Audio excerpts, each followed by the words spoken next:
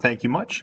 All right, everyone, I'll introduce myself. My name is Matthew. I'm an educator at the Tennessee State Museum located in Nashville, Tennessee, and welcome to our final week of Virtual Haunted Museum 2020. For those of you that have been to the museum before or are familiar with our programming, you'll know that every year, usually the Saturday before Halloween, we have our annual Haunted Museum event, and it's full of Tennessee legends, ghost stories, crafts, activities. Now, unfortunately, this year, because of the COVID-19 pandemic, we were unable to do any in-person programming, but this didn't mean Haunted Museum isn't or wasn't happening. We actually did it bigger than ever virtually throughout the entire month of October. We had virtual stories like the one you're about to hear in just a few moments. We had artifacts and blogs posted on our kids blog, and a ton of other fun story time videos as well. And I'm really excited because the Tennessee legend or ghost story we have for you today is actually in partnership with the Orpheum Theatre in Memphis, Tennessee, a historic institution that's been operating for over 90 years, and also claims host to multiple paranormal activity and ghosts, including Mary, who actually Kristin Bennett, who is the communications manager at the Orpheum, is going to talk about live from the Orpheum itself. So instead of me just sitting here in the museum and talking about it, we're going to bring you there firsthand. So I'm going to stop talking. Kristin, I'll hand it over to you, and thanks for joining us. Thank you so much for having me. Like Matthew said, my name is Kristin Bennett, and I am so deeply honored to get to work at the historic Orpheum Theatre, where I'm currently sitting now. This building will celebrate its 92nd birthday next month. And of course, like Matthew alluded to, we're going to talk about some ghosts, and specifically our favorite ghost, Mary, today. But before we get started, we have a little bit of an impromptu surprise. Just as old as our building here is our mighty Wurlitzer organ that has just been returned to us. And as a special treat, our organist is going to play a little bit of Mary, our resident ghost's favorite song.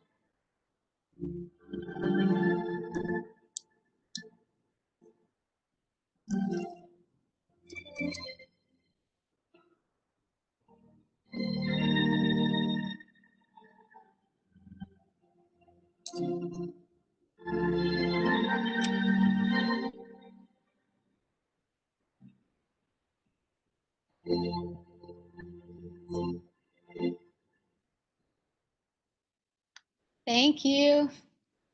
And thank you. I know we might have had some connectivity problems, and if so, I will make sure Tennessee State Museum gets some further clips of our organ so that you can hear it once again. But before we get talking about ghosts, I wanted to give a brief history of the theater. So I'm going to share my screen.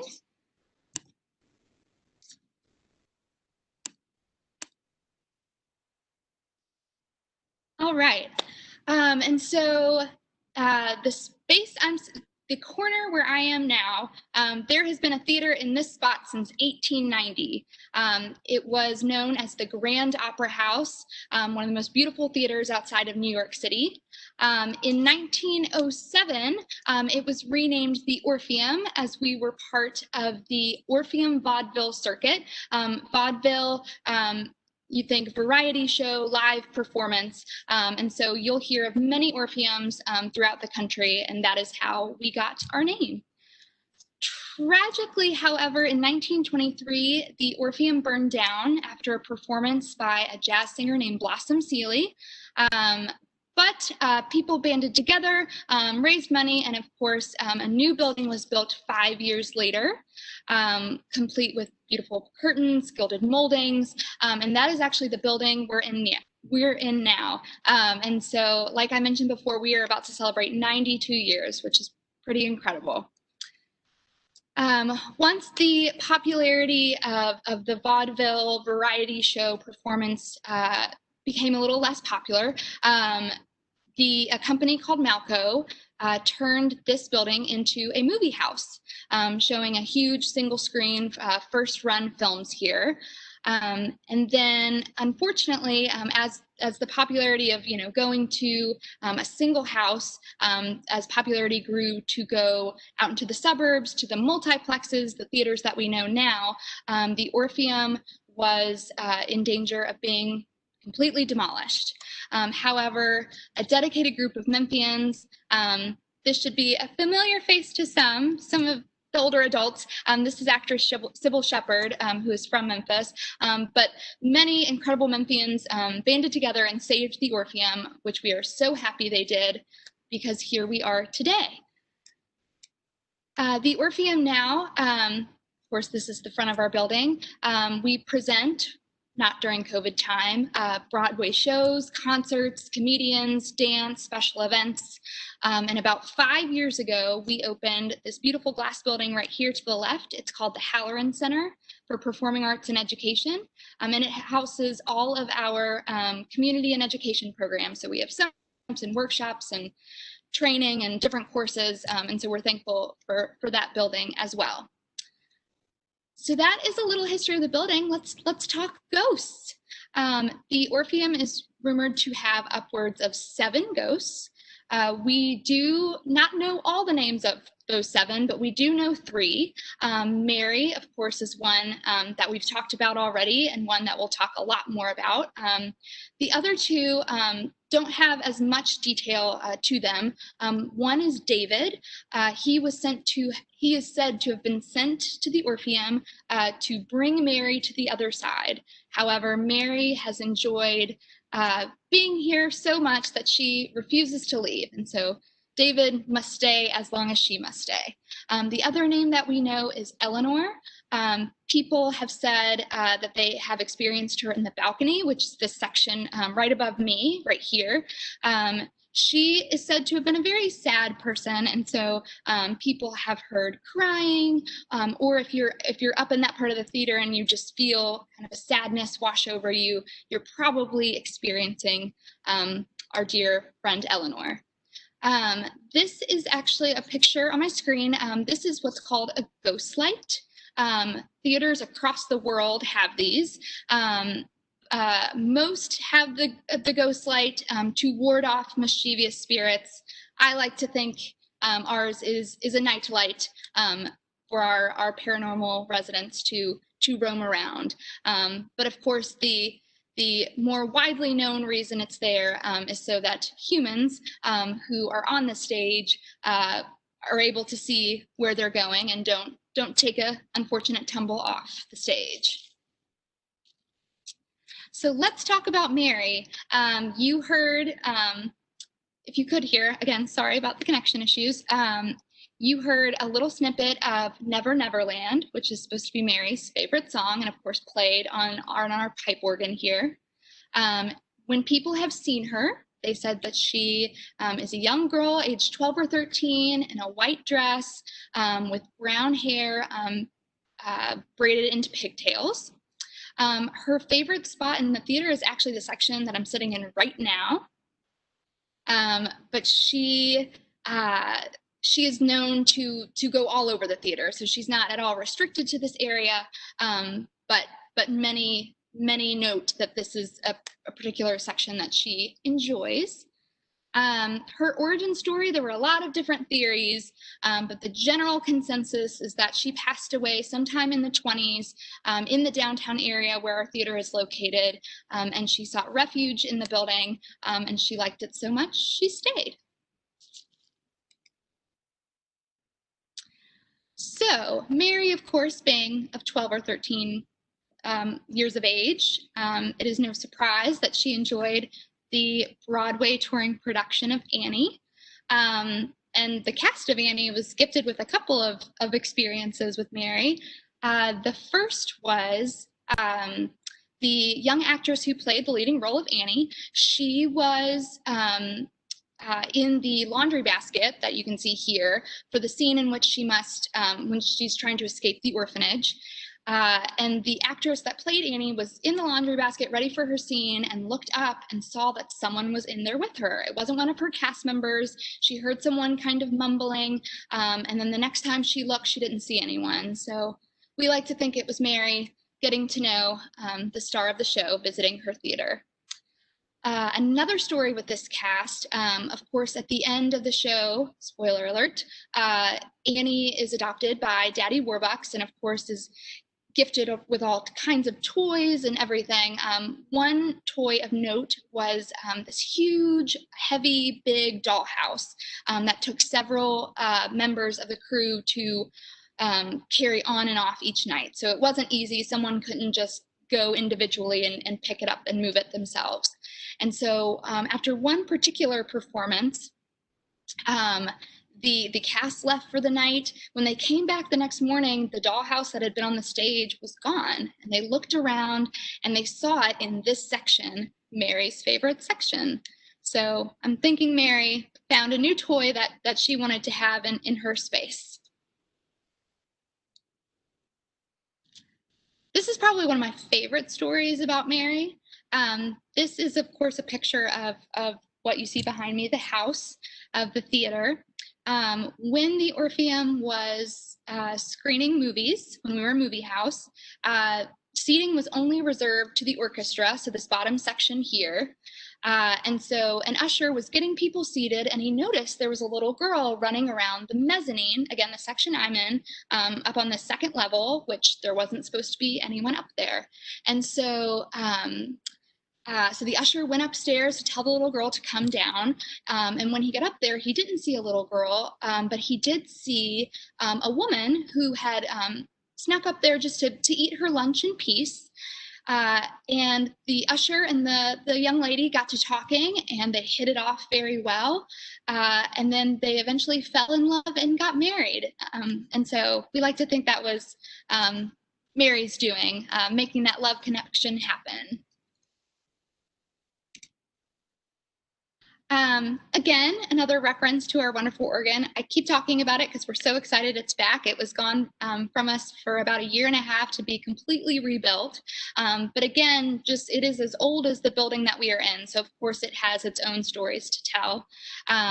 A couple that come to mind, there was a repairman coming to fix the organ. He had a bundle of wires in his hand, and he was going to reach for his tools in order to fix it. And he noticed that his toolbox was way too far away. He couldn't reach it. If he was going to have to drop all the wires to reach it, and that would just undo all this work he has done. And so, not believing his bad luck, he looked down at the floor and looked back up. And when he turned, the toolbox had been moved right to where he was sitting so that he could reach it. So I think Mary just wanted to lend a hand to make sure her favorite piece of the theater was in working order. I believe this was the same repairman, so I feel like he's had a lot of help from our ghosts here. He was working on the organ, doing a particular fix, just could not, he had spent hours on it, just could not get it to work. And so he decided to take a break.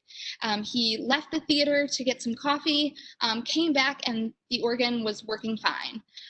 So again, I guess Mary grew impatient and went ahead and just fixed it for him. And then finally, Vincent Astor, who was playing, he has said that he has played that piece before. That's why we know it's Mary's favorite song, Never Never Land.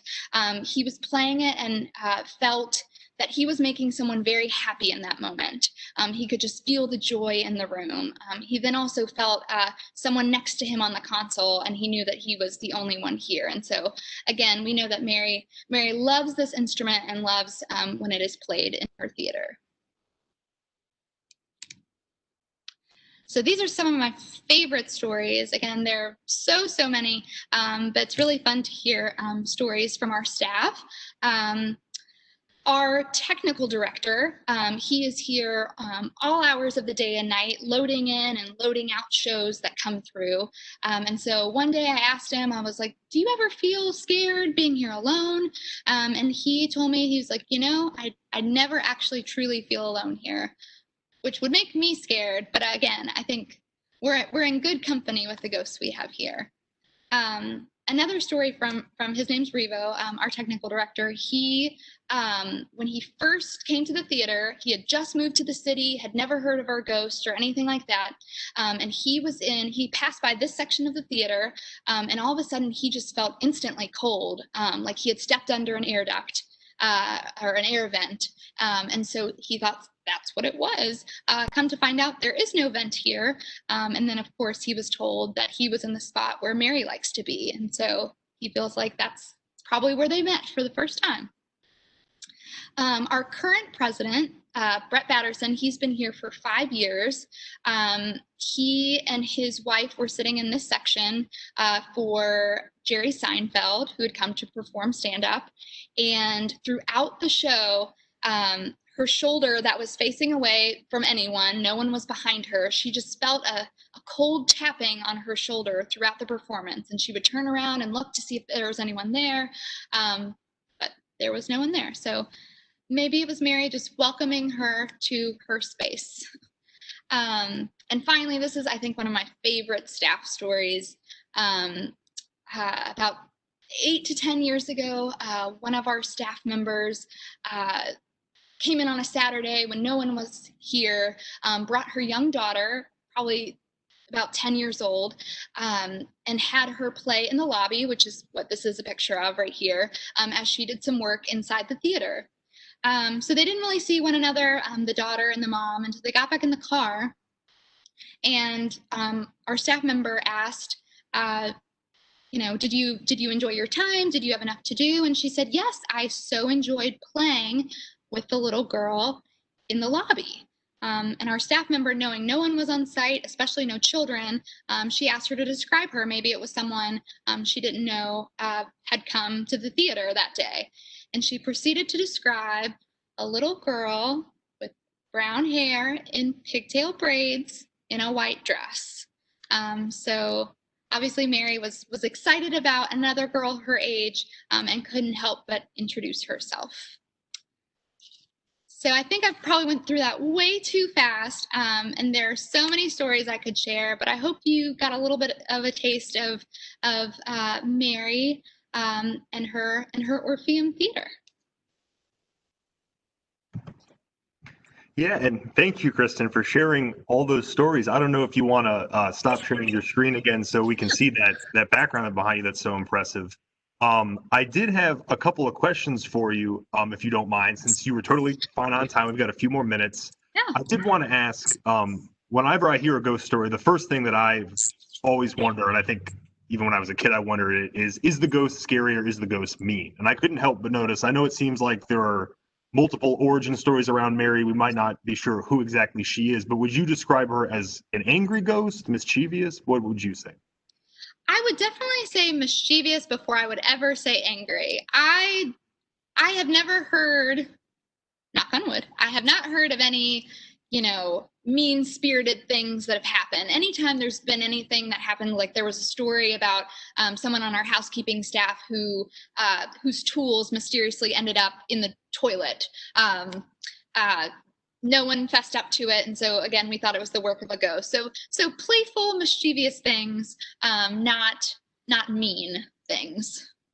Well, that's definitely good to hear. I should also ask, since of course we are in the middle of a pandemic, I'm assuming that the Orpheum has probably changed its hours or things like that. Is the Orpheum open now? I know last time we spoke, you mentioned that people can actually work on their golf game. Is that correct? Or what are you guys doing currently? Which is something I never thought I would say, working in a theater. But yes, our president, I think back in August, had this idea because we were sitting empty and didn't know what to do, and also we're a touring venue, and so we rely on Broadway shows going around the country, and so until that comes back, we're kind of having to create our own things. But he was brainstorming, and the words miniature golf came into his head. He doesn't know how or why, and so we had some stagehands and some other people create 9 Broadway themed miniature golf holes on our stage. And it's been great. We have, of course, it's limited capacity, social distancing, masks, the whole, everything to keep everyone safe. We want you to have fun, but we want you to be safe.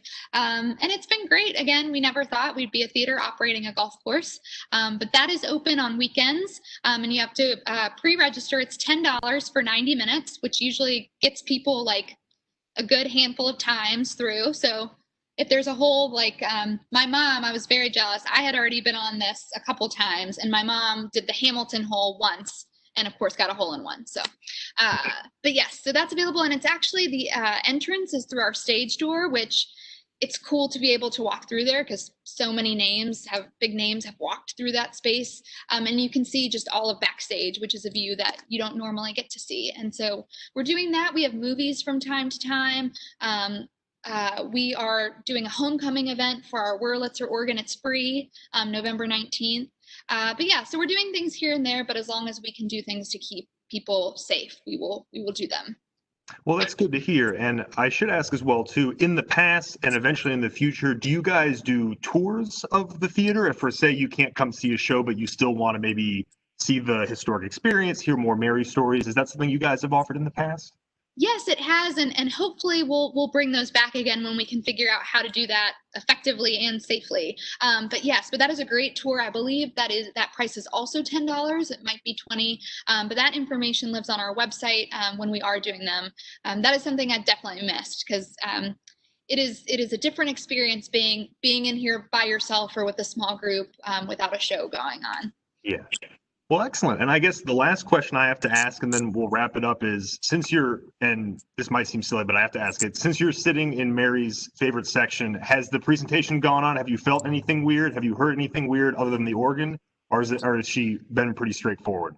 I've been good, but just as you asked me that, I got a little bit colder, so I'm not going to think too much into that. But no, yeah, no, everything's been going well, but I think anytime I mentioned her name, I had a feeling that I was being invasive in her space. But again, she's very, very generous with us. So. Well, there you have it. Well, I think that's going to be a good note to end it on. Once again, thank you everyone who joined us. I do want to mention, for those of you who maybe came a little bit late to our video here, this will be posted on our website as a recording along with past Haunted Museum 2020 programs. All you have to do is go to our website, tnmuseum.org, click on the TSM Kids page in the top right-hand corner, go down to Virtual Haunted Museum, and that has everything you'll need to know about how to watch this video again and other ones we've posted. But on behalf of myself and everyone here at the State Museum, thank you so much for those of you who joined us. Thank you again, Kristin and our friends at the Orpheum. We really do appreciate it. It was great to hear from you guys live from the actual theater. And we hope to see you guys in person soon. So thanks again, Kristin, and thanks everybody for joining. Yes, thank you.